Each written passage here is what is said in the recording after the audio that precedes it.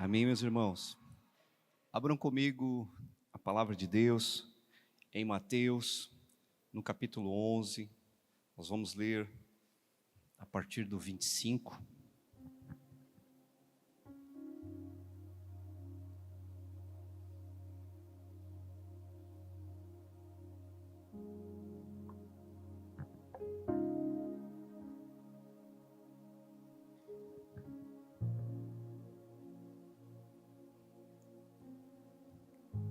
Queria que você fechasse os olhos um pouco e você falasse com o Senhor nessa noite.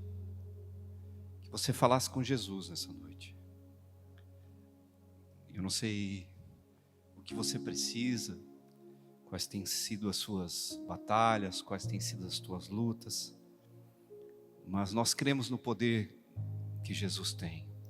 Então feche teus olhos. Fale com Ele nessa noite. Fale para Ele o que você precisa. Fale para Ele que só Ele tem as palavras de vida eterna. Fale para Ele que você precisa dEle, que você precisa das suas palavras, que você precisa da direção dEle. Fale para Ele que você reconhece que você não pode nada sem Ele. Santo Tu és, Jesus. Poderoso Tu és, Jesus. Digno Tu és, Senhor. Senhor, nós precisamos de Ti, Jesus. Fala aos nossos corações nessa noite, Senhor. Fala com Tua igreja, Senhor. Fala conosco, Senhor, com Tua palavra. Fala conosco, Senhor. Ah, Jesus, eu não tenho nada, Senhor. Eu reconheço, Senhor, que eu não tenho nada, Senhor. Que só o Senhor tem, Senhor. Que só o Senhor tem o que Tua igreja precisa, Senhor. Senhor, nós reconhecemos, Senhor, que precisamos de Ti. Nós reconhecemos, Senhor, que só o Senhor é Deus. Nós reconhecemos, Senhor, que só o Senhor é suficiente para todas as coisas. Só o Senhor é a fonte de todas as coisas. Ah, Jesus, vem com Tua palavra nessa noite. Fala aos nossos corações. Fala conosco, Senhor. Fala com Tua igreja. Diga para Ele: Jesus, eu quero ouvir a Tua voz. Diga para Ele: Jesus, eu quero ouvir a Tua voz.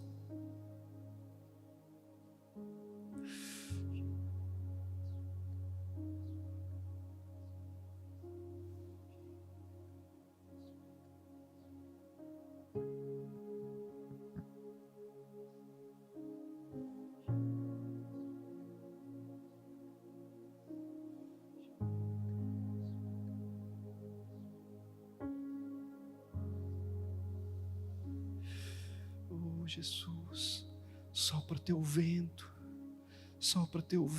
nesse lugar. Ah, enche esse lugar da Tua presença. Ah, Jesus, nós ansiamos pela Tua presença. Só a Tua presença, Senhor, nos completa como igreja.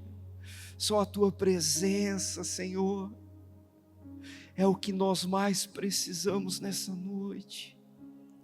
Leva-nos, Senhor, ao lugar mais da Tua presença, Senhor.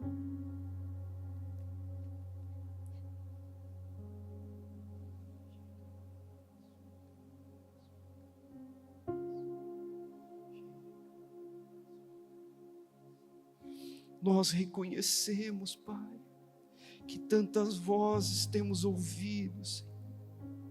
Que tantas vozes têm gritado, Senhor.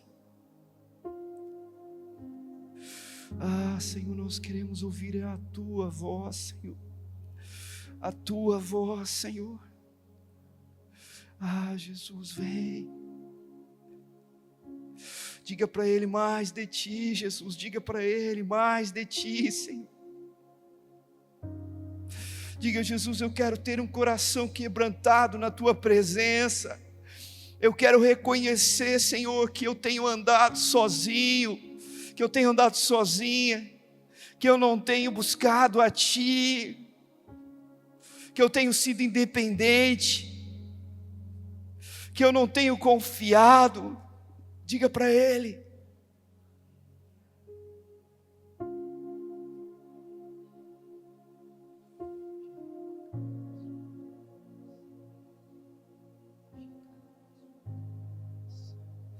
Senhor, nós temos muitas vezes sido ansiosos, Senhor.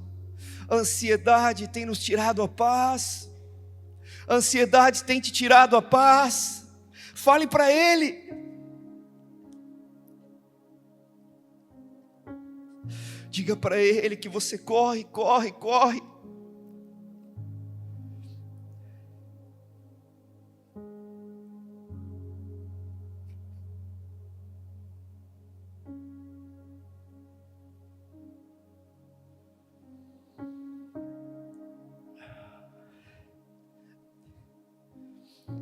Espírito Santo, Espírito Santo, Espírito Santo.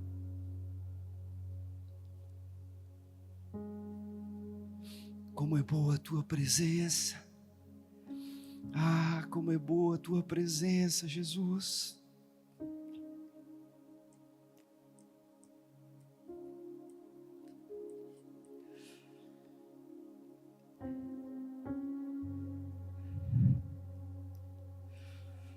Salmo 24 diz: abram-se, ó portas eternas, para que entre o Rei da Glória. Quem é o Rei da Glória? É o Senhor forte e valente, o Senhor dos exércitos. Esse é o seu nome, o Senhor dos exércitos. Esse é o seu nome.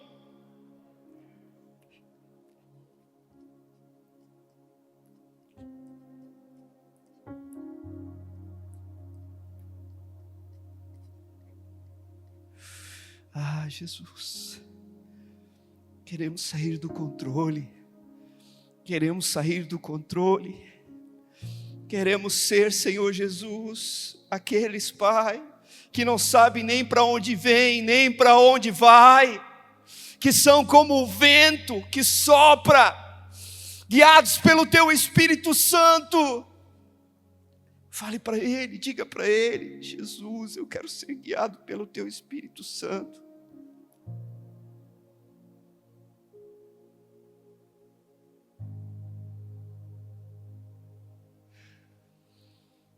Jesus, a palavra dele diz que aqueles que são filhos são aqueles que são guiados pelo seu Espírito.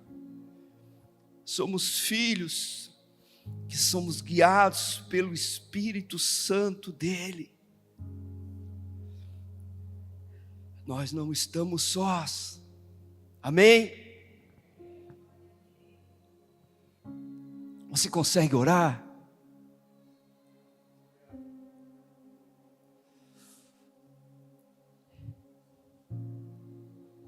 Às vezes eu venho aqui, pode abrir os olhos, eu olho para esse altar, tem iluminação, tem um telão, mas isso só serve para um propósito. Serve para a gente adorar Jesus. O que nos diferencia é a presença de Jesus. É a presença de Jesus estar aqui que faz com que a gente esteja aqui. E é a presença de Jesus que está na minha casa, na sua casa. É a presença de Jesus que quando você está só, Ele está ali. Amém? Você tem essa consciência? Vamos ler a palavra.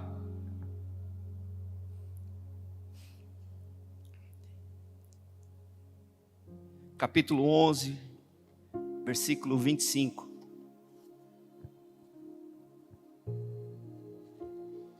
Você pode ler comigo? Naquele tempo, respondendo Jesus, disse: graças te dou, ó Pai, Senhor do céu e da terra, que ocultastes essas coisas aos sábios e entendidos, e as revelaste aos pequeninos. 26. Sim, ó Pai, porque assim te aprouve. Todas as coisas me foram entregues por meu Pai, e ninguém conhece o Filho senão o Pai, e ninguém conhece o Pai senão o Filho, e aquele a quem o Filho o quiser revelar. Vinde a mim, todos os que estáis cansados e oprimidos, e eu vos aliviarei.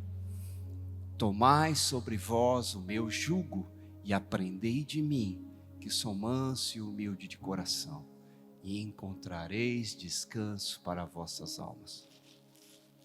Porque o meu jugo é suave e o meu fardo é leve.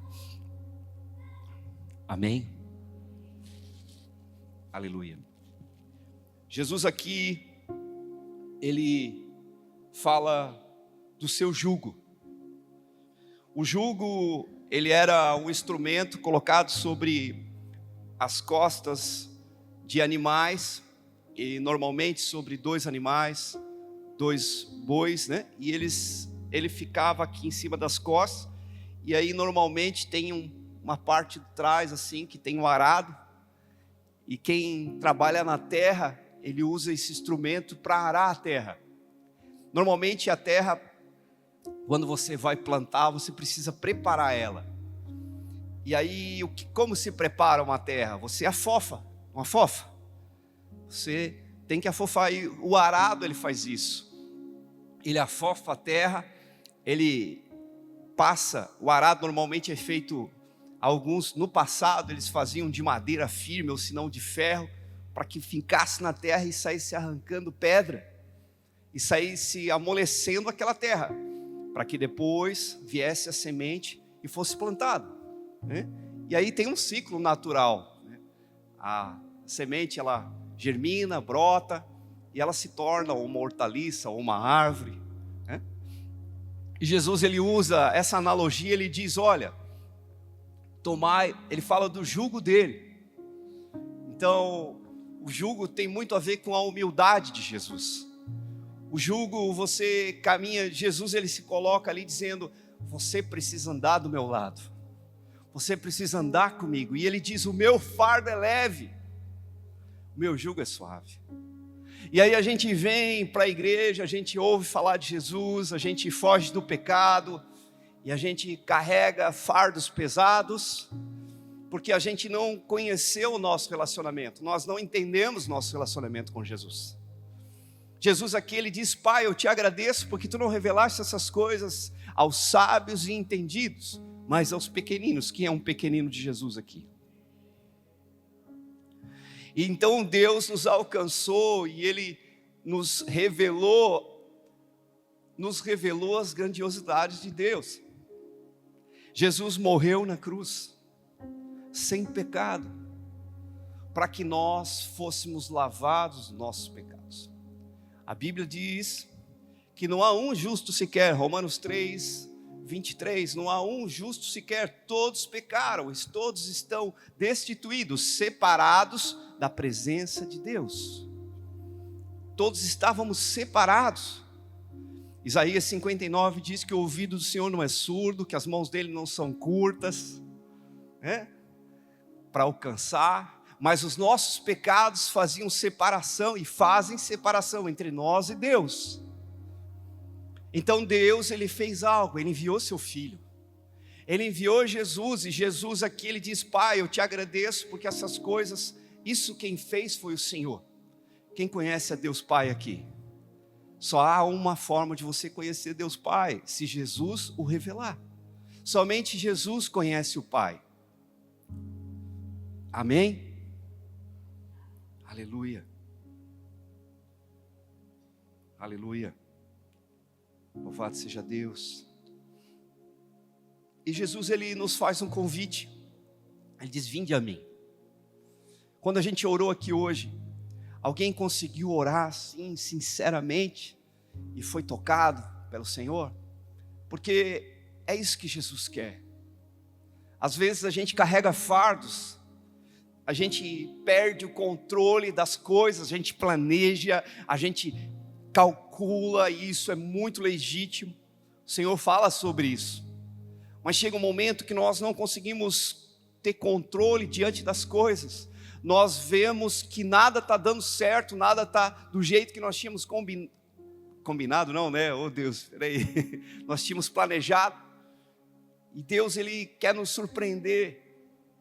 Deus, Ele faz da maneira dEle. É que muitas vezes nós queremos ter o controle. Você vê que Jesus, Ele nos chama para um trabalho. Ele diz: tomai o meu jugo. Nós precisamos entrar no jugo de Jesus. Então, quando nós vamos a Jesus, nós entramos no jugo dEle. Nós andamos com Ele. Nós andamos com Jesus. Jesus disse: olha, vinde a mim que estáis cansados e sobrecarregados, e eu vos aliviarei. Quem está cansado e sobrecarregado? Você não precisa responder. Mas se você está, Jesus é o lugar onde você pode estar. Eu estou, preciso de Jesus. Eu reconheço que eu preciso de Jesus. E cada vez que eu estiver mais perto de Jesus, mais eu vou precisar dEle. O apóstolo Paulo, quem sabe o que o apóstolo Paulo fez? Quem conhece o apóstolo Paulo aqui? Quando eu me converti, o apóstolo Paulo queimava. Eu falava: Senhor, que coisa tremenda. Esse homem era um fariseu, perseguia os cristãos. Diante do primeiro mártir, Estevão, sendo apedrejado, Paulo, que era Saulo de Tarso, Paulo, estava ali diante dele. As vestes de Estevão foram depositadas aos pés de Paulo, porque ele participou da morte daquele santo. E aí um dia ele teve encontro com Jesus, a caminho de Damasco, quando ele estava perseguindo os cristãos. Ele estava com uma carta para perseguir os cristãos de Damasco. E o apóstolo Paulo tem um deslumbre da presença de Jesus. Jesus, a luz que brilhou, e Jesus falou com ele: Paulo, Paulo, por que me persegues? E Paulo ali pergunta: quem é o Senhor? E ele diz: eu sou Jesus, a quem tu persegues. Duro é recalcitar-te contra os aguilhões. O aguilhão é um gancho que é usado para conduzir manadas. Aleluia. Paulo deixou de ser uma manada, deixou de ser um boi bravo, se tornou uma ovelha de Jesus, e ele fez tantas coisas.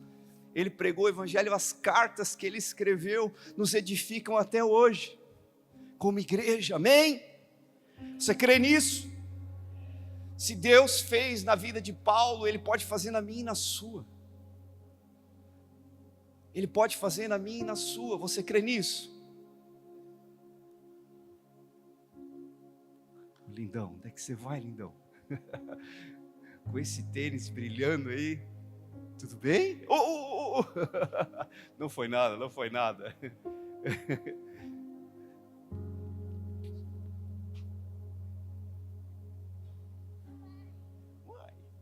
Glória a Deus. O apóstolo Paulo, ele fez grandes coisas. Vocês não fiquem constrangidos, não. Ele está saudável, está lindo o filho de vocês. Deixa ele correr na igreja, não tem problema não. Tá bom? Glória a Deus pela sua família. Deus abençoe. Amém, igreja? Aleluia. O apóstolo Paulo, ele viveu, ele foi atraído por Deus para uma obra. Por quê? Porque ele queria fazer algo. E eu e você precisamos viver isso. O evangelho não é conto da carochinha. Tem pessoas morrendo aí fora. Sabe, às vezes eu como pastor, eu pego um peso, eu carrego um peso, eu fico me cobrando. Eu falo: Senhor, eu não consegui fazer isso, não consegui fazer isso, não consegui fazer isso. E eu aprendo todos os dias que somente o jugo de Jesus é o que me traz consolo. Diante das adversidades, diante das dificuldades, diante daquilo que eu não consigo fazer. Você crê nisso? Você reconhece isso?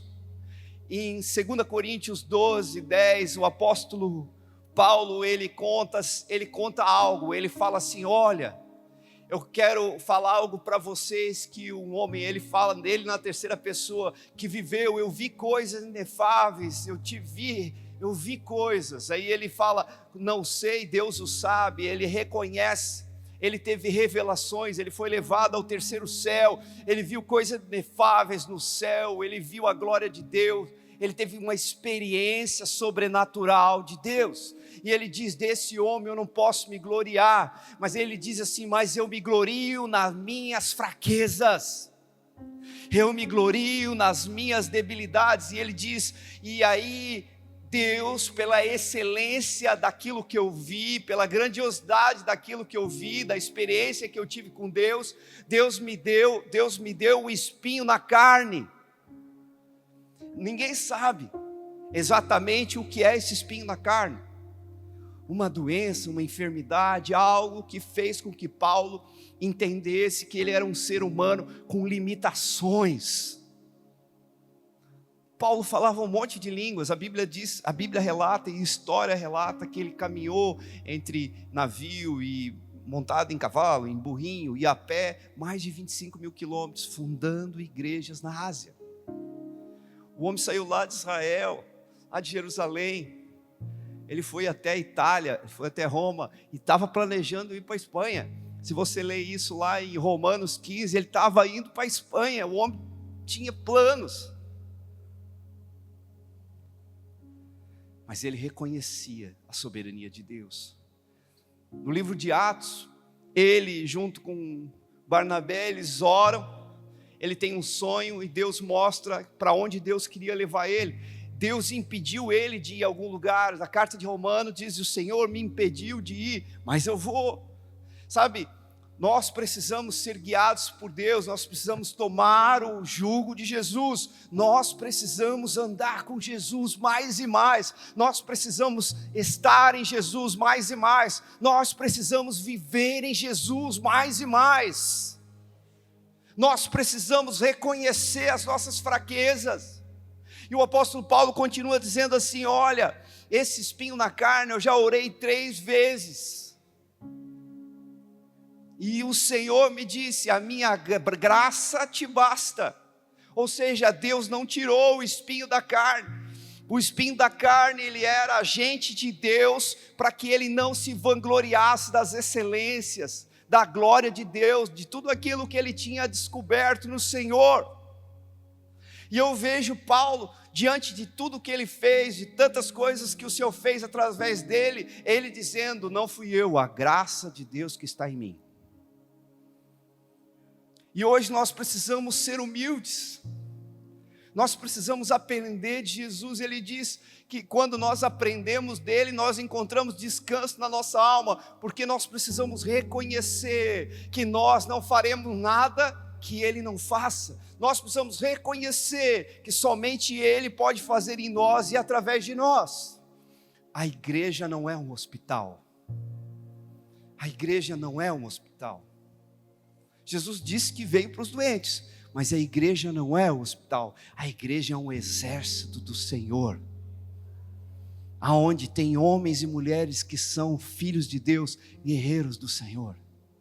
Há muitos anos atrás eu ministrava para os jovens e Deus me trouxe essa compreensão, porque às vezes a gente diz, Senhor, faz em mim, faz através de mim, e a gente ora assim com bastante autoridade, e o Senhor olha e diz, meu filho, tu é tão precioso, não vou te colocar lá na frente de batalha, eu não vou te colocar porque você não está preparado ainda para isso.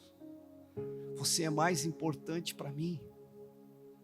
Você não é o que você faz. A tentação de Mateus 4, quando Jesus está ali com fome, que o diabo chega e diz, se és o Filho de Deus, transforma essa pedra em pão. Jesus tinha poder para transformar a pedra em pão. Tinha, não tinha, gente? Não tinha, você crê? Eu creio que ele tinha. Ele transformou a água em vinho, e bastante vinho, né? 7 talhas de pedra com 120 litros cada uma. 6 talhas de pedra com 120 litros cada uma. É muito vinho, né? Aleluia. Então Jesus tinha poder para transformar aquela pedra em pão, mas ele não fez isso, porque ele sabia quem ele era. O diabo disse: és o filho de Deus. Ele já sabia que ele era o filho de Deus. E aí ele só respondeu, ele não fez a vontade do diabo, ele disse: olha, nem só de pão viverá o homem. Ele usou a palavra de Deus que está em Deuteronômio 6 ou 8. Nem só de pão viverá o homem, mas de toda palavra que sai da boca de Deus. A palavra que sai da boca de Deus, em Jesus Cristo, traz um conhecimento que me transforma, que me cura e que me capacita para a obra que Ele tem na minha vida. Aqui, todos que estão aqui, quando Deus olha do céu, Ele não vê diferença nenhuma entre eu e você. Ele não vê diferença. Sabe o que Ele vê em nós? Ele vê Cristo. Ele vê Cristo em nós. Ele nem poderia olhar para nós se Cristo não tivesse morrido pelos nossos pecados. Jesus, Ele se fez maldito por nós. Sem pecado, Ele morreu por nós, para que nós, pecadores, fôssemos justiça de Deus, fôssemos feitos justos, e Deus pudesse nos olhar para a gente e dizer: eu te amo, você é meu filho, você é minha filha, eu tenho algo para fazer na sua vida. E a salvação é algo mais maravilhoso. Viver o nosso relacionamento com Deus nas coisas simples do dia a dia, na presença do Senhor. Você está dirigindo, está indo para o trabalho, falando com o Senhor, ouvindo louvor. Você está lavando sua louça, fazendo sua comida, está falando com o Senhor, está vivendo ali, o Senhor está ali com você, sabe? E não existe nada mais maravilhoso que nas pequenas coisas da vida nós temos a consciência da presença de Deus e vivemos um relacionamento com Ele. E aí, no momento certo, na hora certa, Ele faz a sua vontade. Filipenses 2,13, o dia que eu li, eu falei: Senhor, agora estou entendendo. Deus, Ele gera tanto querer quanto efetuar segundo a sua boa vontade. Você quer fazer a vontade de Deus? Quem quer fazer a vontade de Deus? Às vezes eu vejo histórias e milagres, e isso move a igreja, sabe? Move, isso aí é legítimo.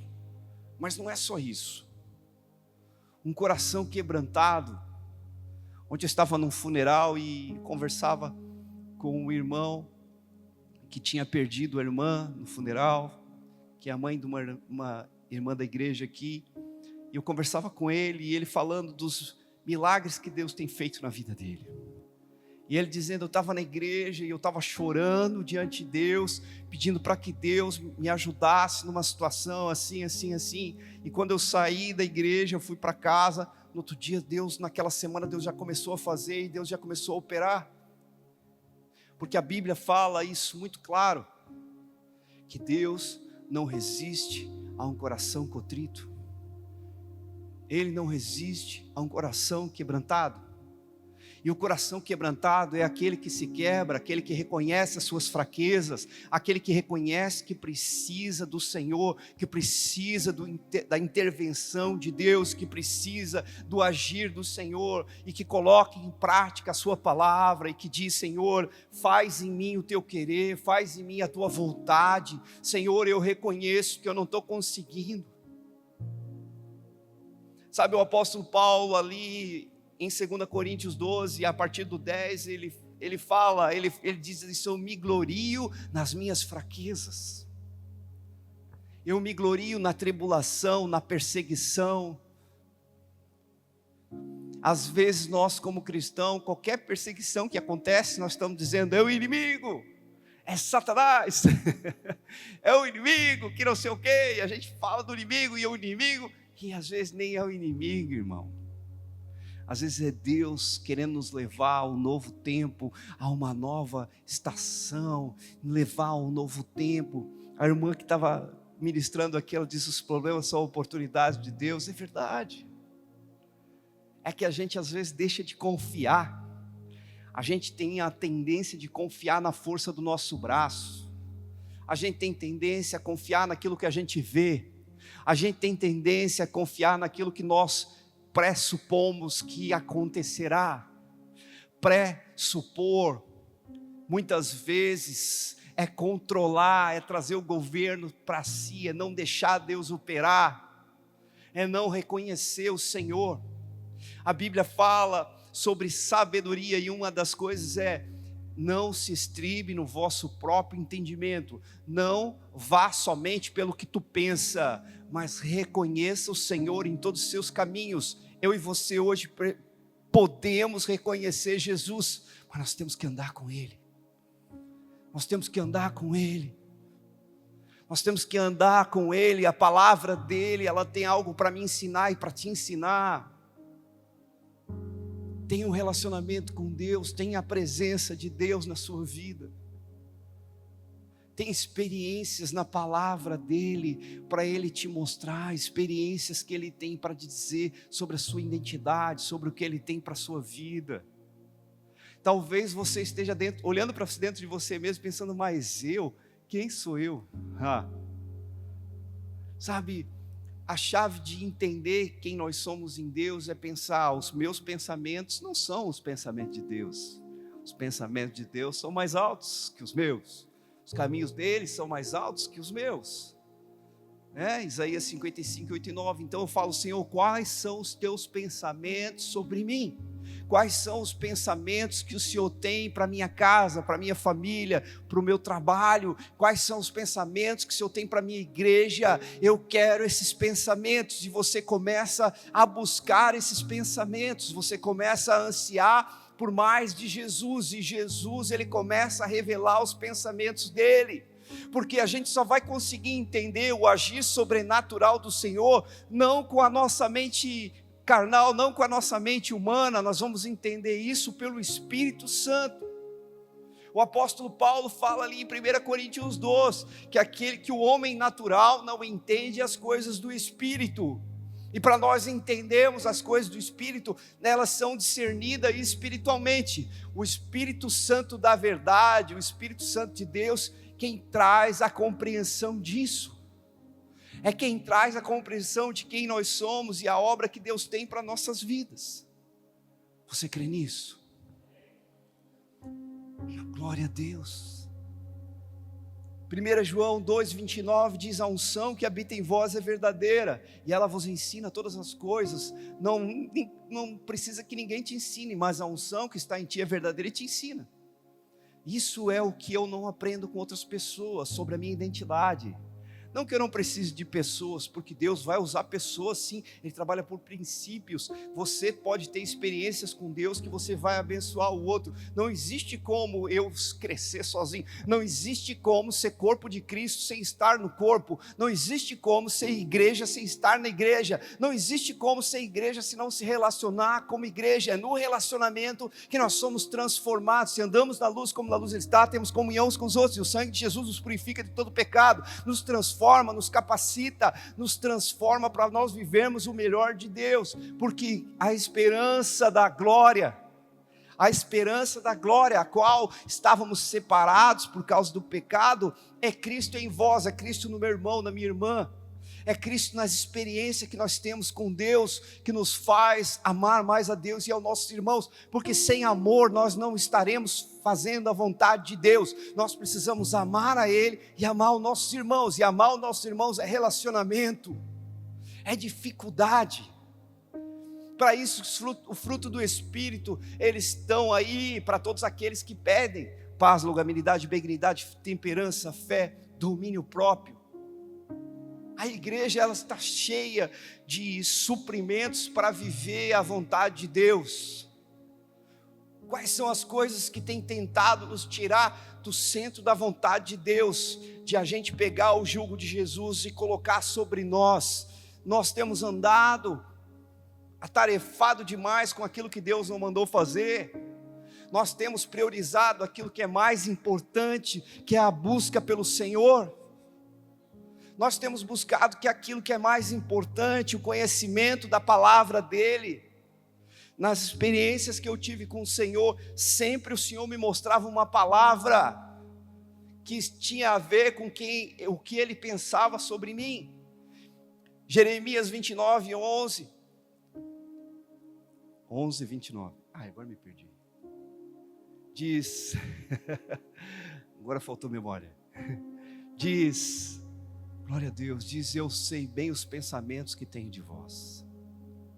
Salmos 139, o salmista Davi, com a compreensão de que não tinha como fugir de Deus, diz: quão preciosos me são, ó Deus, os teus pensamentos. Se eu tentasse contá-los, se eu fosse lá agora na praia e reunisse toda a areia que tem lá, e começasse a contar, mesmo assim ainda toda a areia do mundo não daria, pela imensidão dos pensamentos do Senhor sobre nossas vidas, porque é eterno. Às vezes você acha que acaba em ti, mas não, Deus tem algo que vai fazer na tua geração, através da tua geração. A palavra de Deus diz que Deus abençoa as nossas gerações, até 1000 gerações, daqueles que o obedecem. Quem obedece o Senhor aqui? Pode levantar a mão assim: eu obedeço, Senhor. Eu obedeço, Senhor. Nós podemos começar a obedecer indo para Ele, indo até Ele, indo na presença dEle, reconhecendo as nossas fraquezas, reconhecendo, amém, entregando o controle a Ele. Morrer para si mesmo é reconhecer que muitas vezes nós não conseguimos, mas Ele pode. Você consegue confiar nele, confiar no que Ele pode fazer? Você consegue descansar nele? O povo do deserto não creu, eles buscavam um descanso e eles não creram. Hoje o nosso descanso é Jesus. Ei, você tem um descanso hoje, é Jesus. Jesus é o teu descanso. Jesus é o teu descanso para a sua alma. Vinde a mim, todos que estáis cansados e sobrecarregados, aprendei de mim, que sou manso e humilde de coração, e encontrareis descanso para a vossa alma. A tua alma está cansada, a tua alma está sobrecarregada, você está carregando um fardo pesado nesses dias, está com dor nas costas, você está com dor nas costas. Ei, essa noite é a noite de você entregar o fardo para Jesus, o fardo pesado, entregar a Ele, falar para Ele: Deus, eu quero entregar o fardo pesado hoje em tuas mãos. Eu já descobri que tudo que eu tenho feito para controlar, eu só tenho atrapalhado o que tu quer fazer, que tudo que eu descobri nesse tempo que eu tenho controlado, eu quero é fazer a tua vontade. Você quer fazer a vontade de Deus? Sabe, uma das coisas que mais eu tenho temor, e temor é o princípio da sabedoria, né? Temor é o princípio da sabedoria. Eu tenho temor de não fazer a vontade de Deus, e é por isso que às vezes eu demoro para decidir. Eu já sou lento, né?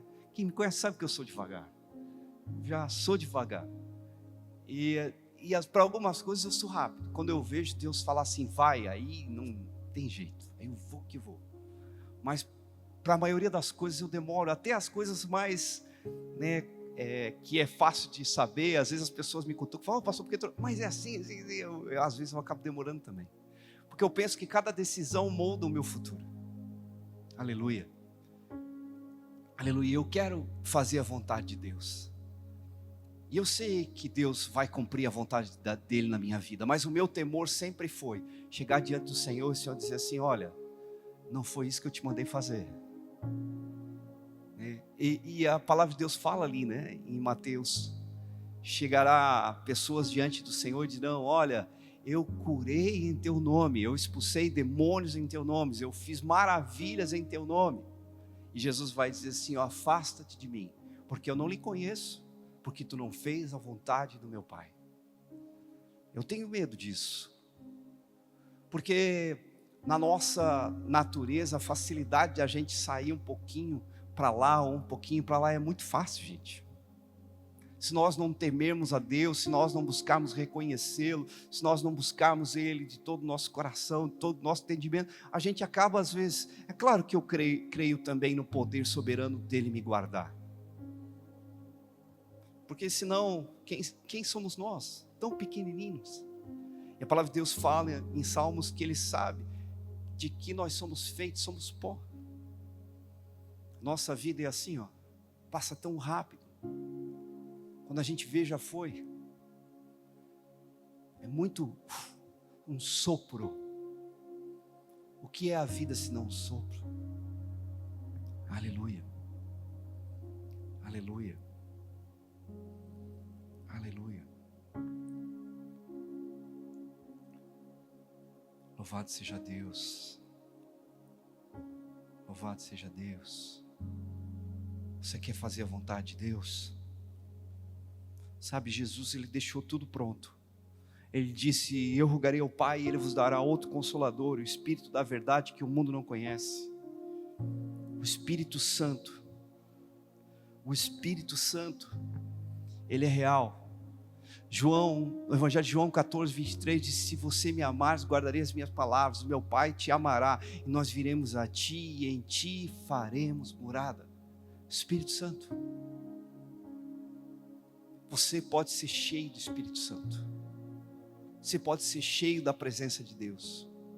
E você pode começar a ver a vontade de Deus, sentir a vontade de Deus. Quem aqui quer ser cheio do Espírito Santo? Você é filho. Se o filho pede a um pai pão, a palavra de Deus diz que o pai não vai lhe dar pedra. Se o filho pede a um pai peixe, o pai não vai lhe dar uma serpente.